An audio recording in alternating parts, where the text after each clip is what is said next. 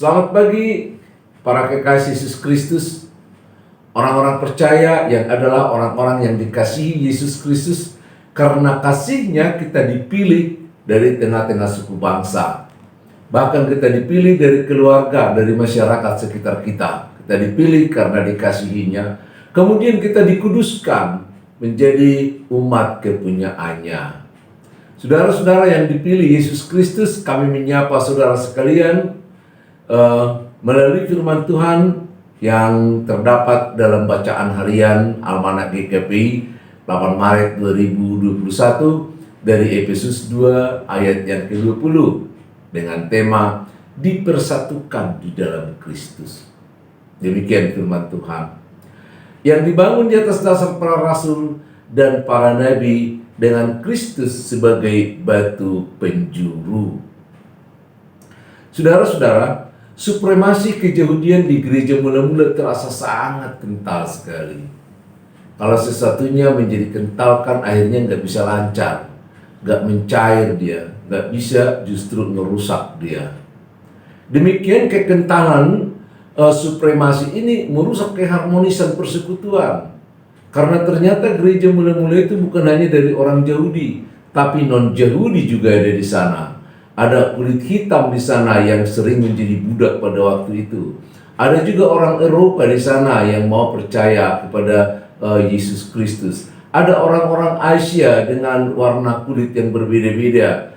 Mereka semua percaya dalam Yesus Kristus dan dipersekutukan di dalamnya. Tetapi mereka dianggap sebagai kelas 2, bahkan mungkin kelas 3. Bahkan mungkin hanya pengganggu. Karena dianggap mereka tidak tahu apa-apa. Mereka menjadi beban di dalam persekutuan oleh orang-orang non-Yahudi, orang-orang Yahudi ini, sehingga mereka kurang dipercaya dan mereka juga menjadi rendah diri. Akibatnya mereka tidak memiliki kreativitas dan tidak aktif di dalam persekutuan. Bahayanya di situ.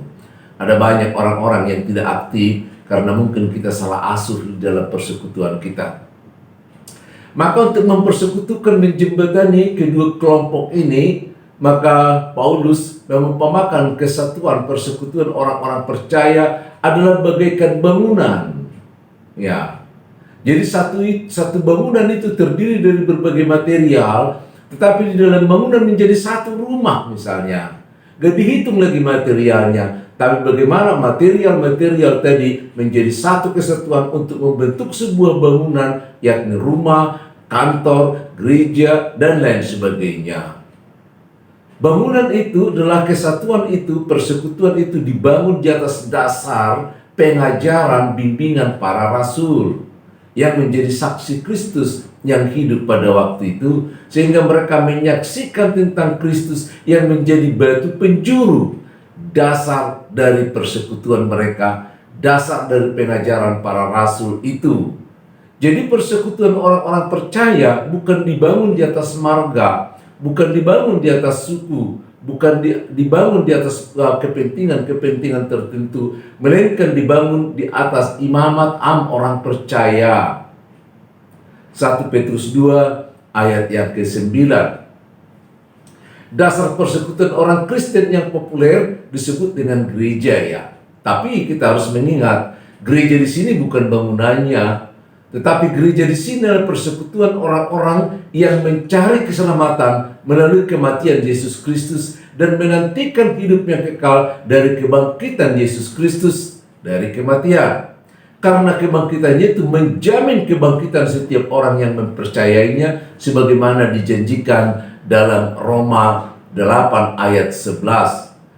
Jika Roh Allah yang membangkitkan Kristus diam di antara kamu, maka roh yang membangkitkan Kristus dari antara orang mati itu akan membangkitkan juga tubuhmu yang fana. Tubuhmu yang fana, ayo coba ingat.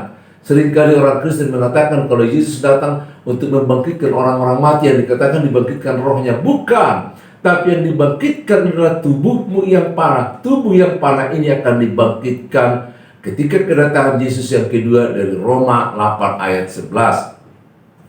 Maka orang-orang percaya adalah orang-orang yang sudah dipindahkan dari kegelapan ke dalam terang, yang kita baca tadi dari 1 Petrus 2 ayat yang ke-9. Orang-orang percaya juga adalah orang-orang yang sudah dipindahkan dari kematian ke dalam hidup yang kekal. Coba nanti baca Yohanes 11 ayat yang ke-25 sampai ayat yang ke-26. Karena Kristus adalah terang dan kehidupan, maka setiap orang yang percaya kepadanya tidak akan binasa, bahkan sekalipun dia mati, ia akan tetap hidup di dalam Kristus. Percaya? Coba buka kitabmu, Yohanes 11 ayat yang ke-25. Jadi orang-orang yang percaya ini, yang sudah ada di jalan keselamatan, selalu bersekutu, bertekun pada pengajaran pada gereja mula-mula. Coba baca di Kisah Para Rasul 2 ayat yang ke-42. Di situ kan kita lihat, kita pahami kalau para rasul, para orang-orang percaya ini bertekun pada pengajaran para rasul-rasul. Jadi rasul-rasul ini membimbing mereka bertemu setiap hari. Karena pengajaran para rasul yang sekaligus menjadi saksi mata, menjadi andalan utama dalam membentuk persekutuan dan juga memapankan pemikiran tentang jalan keselamatan seperti yang kita sebut di atas. Karena pada waktu itu pengajaran para rasul belum tertulis, jadi belum ada tertulis. Yang ada masih dalam konsep-konsep mereka, apalagi dalam bentuk buku seperti kitab Perjanjian Baru yang ada di tangan kita, belum ada pada waktu itu. Jadi mereka mengandalkan para rasul yang memiliki kesaksian dan menceritakan semuanya itu menjadi satu pengajaran yang membawa keselamatan serta membangun persekutuan. Kemudian kenyamanan terusik seperti kita ceritakan di atas. Ada orang yang merasa super dan yang selalu minta diprioritaskan dalam berbagai hal. Kan biasanya kalau orang-orang super itu kan selalu minta diprioritaskan. Bangkunya pun nanti kan di VIP ya, harus yang tersendiri dan lain sebagainya. Mari kita saudara-saudaraku menyadari bahwa dimanapun kita bersekutu, di gereja manapun kita, menjadi warga yang super, merasa lebih dari yang lain dalam bentuk apapun akan merusak kenyamanan persekutuan di dalam Kristus.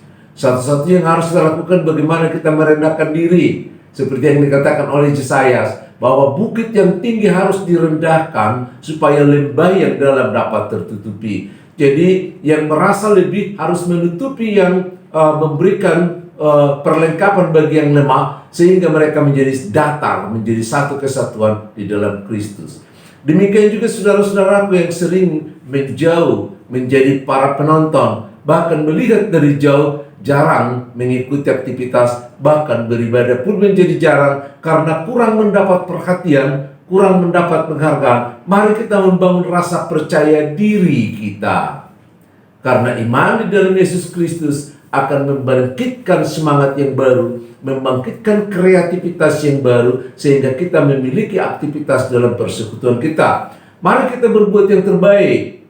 Memang selalu ada persoalan, selalu ada orang yang menghadang dan lain sebagainya. Tapi sejauh manakah Kristus ada di dalam diri kita, sehingga hubungan yang erat itu akan mampu membuat kita menerobos kebekuan, kekentalan, bahkan mungkin cemoohan dari orang-orang yang lain.